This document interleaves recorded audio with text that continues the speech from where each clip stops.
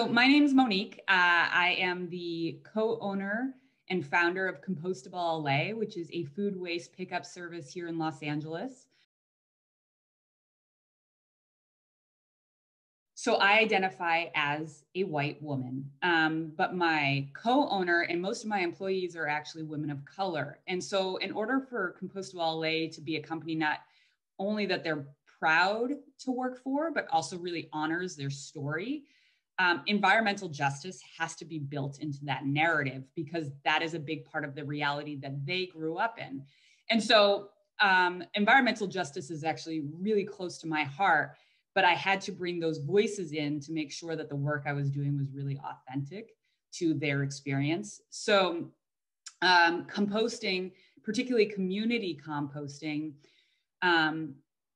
basically works to rebuild soils and therefore food sovereignty within the communities we serve.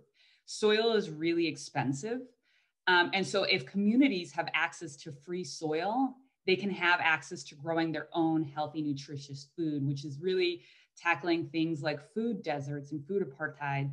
And so that's something that's really near and dear to us and something that we're growing within our heart, within the company's heart. So we're incorporating environmental justice into our business model in lots of different ways. We're building out an environmental justice model. We're actually trying to set up a meeting right now that highlights the voices of South LA. So these communities have historically bared the brunt of environmental injustice. So for the composting system and the waste system, what that means is that those communities are the ones that have incinerators, landfills, and maybe even anaerobic digesters that experience methane leaks. And so they're experiencing the adverse health effects of privileged communities' waste. And so what we want to do is reverse that by saying, this is a community composting platform. How can we help advance the things that you're working on? How can we help with reparations for the injustices that you have bared on your backs? Part of me kind of jokes about the patriarchy every day to my partner. I'm like, oh, the patriarchy is why you're doing this. But honestly, I've internalized that in a big way. I mean, there's a reason why the entire company is made up of females, or, individuals identifying as females.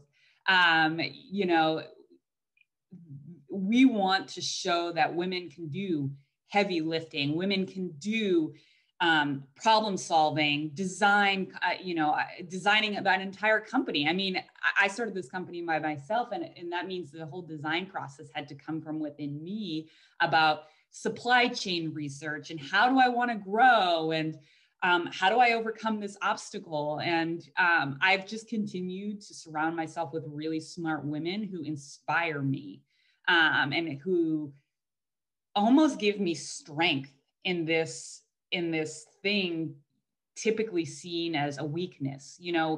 Women and our gender historically has been a weak role. And I actually have found rooting and strength and like a building of momentum in my feminism. And not only is it not weak, it's empowering me. I'm like, using this fuel and this fire to just rise up and create something that I'm so proud of and that I wanted to inspire my nieces and other women in the community. So you can see this is the part that I really connect with. But I want to keep hiring smart women, giving them opportunities to really shine and have that same fuel of empowerment and excitement, As I'm watching my company grow, it fills me with so much pride. And I'm not even ashamed of that. I am so proud of myself. And I'm so proud of my co-owner, Jamie. And I'm so proud of my employees and the way that they've adapted and just rallied support around me. And I'm so grateful. I'm like endlessly grateful because there was moments of imposter syndrome and moments of I shouldn't be asking for this much and who am I? And in those moments, we each kind of support each other. And so I'm just so proud and so grateful for the opportunities I have to grow this business into something that's really inspiring to me, and hopefully really inspiring and supportive to the community. Yeah.